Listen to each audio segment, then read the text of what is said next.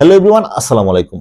আজ কথা বলবো আলেশামার্ট, ইভ্যালি, দালাল প্লাস সহ সকল ই কমার্সের ভুক্তভোগীদের কান্না নিয়ে। ইয়েস, কয়েক বছর আগে বাংলাদেশে ই কমার্সের একটা হাইপ উঠেছিল। এই ই কমার্স সাইটগুলো লোভনীয় অফার দিয়ে লাখ লাখ মানুষের কাছ থেকে টাকা নিয়ে পালিয়ে গিয়েছে, কাউকে টাকা ফেরত দেয়নি। সেই সকল তরুণ যুবক মানুষগুলো টাকার জন্য দাঁড়ে দাঁড়ে ঘুরেছে।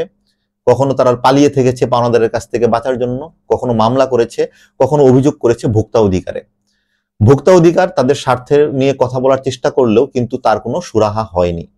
কখনো হয়তো বা 1%, 1.5% মানুষ টাকা পেয়েছে এবং সেখানেও এই ই কমার্স সাইটগুলো স্ক্যাম করেছে, নিজেদের লোকজনকে দিয়ে দেখিয়ে বলেছে তারা সাধারণ মানুষকে দিচ্ছে, কিন্তু আদতে সাধারণ মানুষ এখনো টাকা পায়নি। সাধারণ মানুষ এখনো অপেক্ষায় আছে, ঘুরছে দাঁড়ে দাঁড়ে। কয়েক বছর আগে এই ই কমার্সের যখন চালু হয় তখন একটা ব্যাংকিং সিস্টেম বা ব্যাংকিং গেটওয়ে চালু করা হয়েছিল, যার নাম হয়েছিল এসক্রো সিস্টেম, যেখানে ই কমার্স সাইট কাস্টমারকে পণ্য বুঝিয়ে দেওয়ার আগ পর্যন্ত এই গেটওয়েতে টাকাটা আটকে থাকবে, ব্যাংকের গেটওয়েতে, এবং কাস্টমার টাকা পেলে এই গেটওয়ে ওই ই কমার্স প্রতিষ্ঠানকে টাকাটা ফেরত দিবে। এই গেটওয়েতে যে টাকা আটকে ছিল সে টাকাও কিন্তু এখনো মানুষজন পায়নি। এই গেটওয়েটা তৈরি করা হয়েছিল যাতে হচ্ছে কাস্টমার প্রতারিত না হয়, কিন্তু সেই গেটওয়েতেই মানুষ এখন সবচেয়ে বেশি প্রতারণার শিকার। ফর এক্সাম্পল বলি, দালাল প্লাসের গেটওয়েতে যে পরিমাণ মানুষের কাস্টমারের টাকা আটকে আছে, যারা পণ্য পায়নি কিন্তু টাকা দিয়েছিল ব্যাংকের মাধ্যমে বা নগদ বিকাশের মাধ্যমে, সেই টাকাগুলো তারা আর পায়নি। যদিও পরবর্তীতে বলা হয়েছিল ভোক্তা অধিকার অভিযোগের ভিত্তিতে ইভ্যালুয়েট করে সে টাকাগুলো ফেরত দিবে। আমার জানা মতে 10 থেকে 14,000 মানুষ সেখানে ভোক্তা অধিকারে অভিযোগ করেছে, কিন্তু ভোক্তা অধিকার সেই কাগজগুলো ফেলে রেখেছে বছরের পর বছর, 3-4 বছর হয়ে গিয়েছে, এখন পর্যন্ত সাধারণ মানুষ সেগুলোর কোনো মীমাংসা পায়নি। যদিও ভোক্তা অধিকারের ওয়েবসাইটে বা বিভিন্ন জায়গায় বলা আছে যে 30 থেকে 60 দিনের ভিতরে সকল অভিযোগের নিষ্পত্তি করা হয়। এছাড়াও ভোক্তা অধিকার থেকে যে কথা বলা হয় দালাল প্লাসের এই গেটওয়েতে আটকে থাকা টাকা দেওয়ার ব্যাপারে, যেটা ছিল সূর্যপে, মানে সূর্যপে ছিল দালাল প্লাসের গেটওয়ে, এই সূর্যপে যে টাকাগুলো আটকে রেখেছে সাধারণ মানুষের, সে ব্যাপারে ভোক্তা অধিকার বলে যে এটা বাণিজ্য মন্ত্রণালয়ের বিষয়। বাণিজ্য মন্ত্রণালয় যখন তাদেরকে পারমিশন দিবে বা বাণিজ্য মন্ত্রণালয় যখন কোনো স্টেপ নিবে, তখন এই গেটওয়ে সূর্যপে সাধারণ মানুষের টাকা একই ওয়েতে ফেরত দিবে যেই ওয়েতে সাধারণ মানুষ তাদেরকে টাকা দিয়েছে।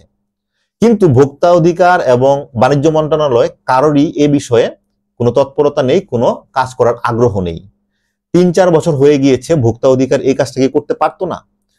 রিসেন্টলি গভর্নমেন্ট চেঞ্জ হওয়ার পরে সাধারণ মানুষ আশা করেছিল হয়তোবা এই কাজটাতে একটা গতি আসবে, কিন্তু বিশ্বাস করেন এই বাণিজ্য মন্ত্রণালয় এই বিষয়ে এখনো কোনো কাজ করছে না। এর মাঝখান দিয়ে এই সূর্যপের যে গেটওয়েতে টাকাগুলো আছে, এই সূর্যপের কিছু দালাল এবং এই প্রতিষ্ঠানের কিছু লোকজন যারা কিনা জেলের বাহিরে আছে, তারা মিলে সাধারণ মানুষকে আবার জিম্মি করছে, অনেককে অফার দিচ্ছে যে যদি আপনারা আমাদেরকে আপনার যে প্রাপ্য টাকা তার 40% আমাদেরকে দিয়ে দেন, তাহলে আমরা আপনার টাকাটা গেটওয়ে থেকে বের করে দিব। এই বিষয়ে অনেক অভিযোগ করার পরেও বাণিজ্য মন্ত্রণালয় এবং ভোক্তা অধিকারের কারো কোনো গায়ে কোনো নাড়াচাড়া নেই, কারো কোনো মাথা ব্যথা নেই, কেউ কোনো রকম এগুলো নিয়ে কাজ করছে না। আমার প্রশ্ন, বাণিজ্য মন্ত্রণালয় আসলে কি কাজটা করছে? এই কাজটা করার মতো তাদের 3-4 বছরের সময় নেই, তাহলে বাংলাদেশকে তারা কি দিবে? এই বাণিজ্য মন্ত্রণালয় কি কাজ করবে, কি উন্নয়নের জন্য কাজ করবে বাংলাদেশে, যেখানে লাখ লাখ মানুষের, সাধারণ মানুষের এই টাকাগুলো আটকে আছে একটা গেটওয়েতে? এমনও না প্রতিষ্ঠান নিয়ে গিয়েছে, এমনও না সে প্রতিষ্ঠান খেয়ে ফেলেছে বা টাকা নিয়ে পালিয়ে গিয়েছে, এই টাকাগুলো রয়েছে গেটওয়েতে, ব্যাংকিং সিস্টেমের গেটওয়েতে, এবং গেটওয়ে তারা অফিসিয়ালি বলেছে তাদের কাছে টাকা রয়েছে। তারপরেও সাধারণ মানুষ এই বাণিজ্য মন্ত্রণালয় থেকে কোনো রকম সাহায্য পাচ্ছে না। তাহলে কি উপকারটা করবে আমাদের এই মন্ত্রণালয়গুলো? বাণিজ্য মন্ত্রণালয়ে নতুন একজন উপদেষ্টা আসার পরে ভাবা হয়েছিল উনি হয়তোবা অ্যাক্টিভলি এই বিষয়গুলো দেখবেন, কিন্তু বিশ্বাস করেন সাধারণ মানুষ পেয়েছে কচু, সাধারণ মানুষ পেয়েছে ঘোড়ার ডিম। এই সাধারণ মানুষের প্রবলেম নিয়ে এই বাণিজ্য মন্ত্রণালয়, ভোক্তা অধিকার কোনো যে কাজ করে না তার জ্বলন্ত প্রমাণ হচ্ছে এই গেটওয়েতে সূর্যপেতে দালাল প্লাসের টাকাগুলো আটকে থাকা। আমার পরিচিত অনেক মানুষের কাছে আমি অভিযোগ পাই যে তাদের এই কান্নার শব্দ শুনতে পাই, তারা বলে যে তারা এভাবে বছরের পর বছর ঘুরছে, পাওনাদাররা তাদেরকে খুঁজছে, বিভিন্ন রকম বাজে পরিস্থিতি তারা শিকার হচ্ছে, কিন্তু এই গেটওয়ে, এই বাণিজ্য মন্ত্রণালয় এবং এই ভোক্তা অধিকার এই বিষয়গুলো নিষ্পত্তির জন্য কোনো কাজ করছে না, খালি দিস্তায় দিস্তায় ফাইল করে রেখেছে। তাহলে সাধারণ মানুষের কষ্ট দেখবে কে? সাধারণ যে যুবকরা এই 3-4 বছর আগে টাকাগুলো মার খেয়েছে, ইনফ্লেশনের কারণে সেই টাকার ভ্যালু ডেফিনেটলি এখন 20-30% কমে গিয়েছে।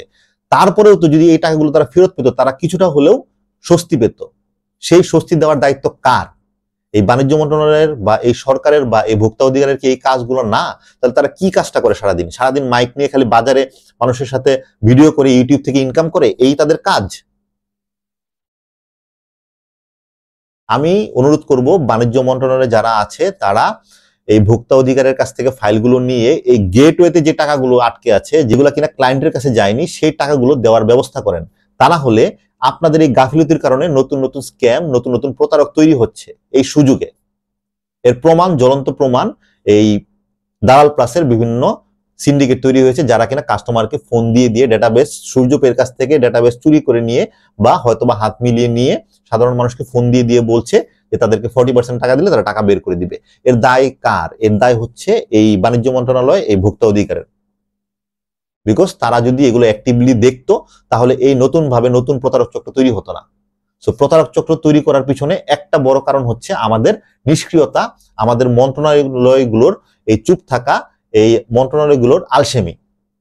আমি আশা করব যদি সরকারের বা এই বাণিজ্য মন্ত্রণালয়ের বা ভোক্তা অধিকারের কেউ শুনে থাকেন, অবশ্যই অবশ্যই এই বিষয়গুলো দেখার জন্য অ্যাক্টিভলি কাজ করেন। এই কাজ করতে মাসের পর মাস, বছরের পর বছর লাগে না। অ্যাক্টিভলি 15 দিন কাজ করলে সাধারণ মানুষ তার টাকা তার নিজস্ব গেটওয়েতে আবার ফেরত পেয়ে যায়। কিন্তু এখানে কার স্বার্থ হাসিল করা হচ্ছে, কার স্বার্থ দেখা হচ্ছে, আমি জানি না। সাধারণ মানুষও কনফিউজড।